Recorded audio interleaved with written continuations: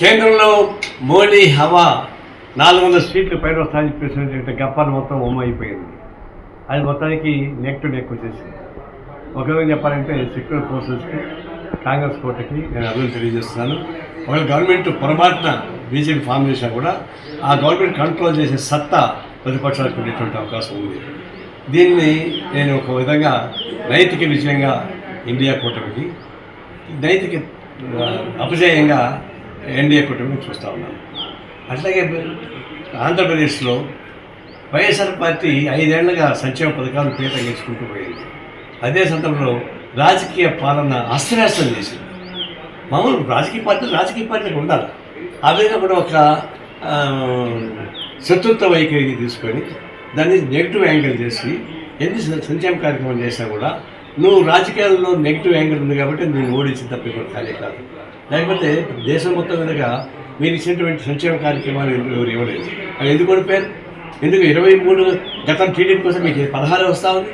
మీరు అర్థం చేసుకుంటే రాజకీయాలు ఉండాలా, మీరు నియంతృత్వం పోకడా, అహంభావం పోకడా, అవినీతి, భూ సమస్య ఇవన్నీ చుట్టుకుంది కక్ష సాధింపు చెందారు కాబట్టి గుణపాటు చేసింది.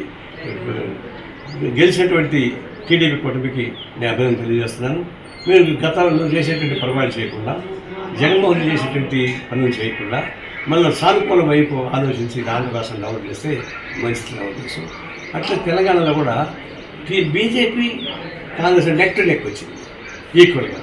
టీఆర్ఎస్ కింద పడిపోయింది. అంటే టీఆర్ఎస్ బలం కుంగిపోవడం, బీజేపీ బలం పెరగడం అర్థమైపోయింది.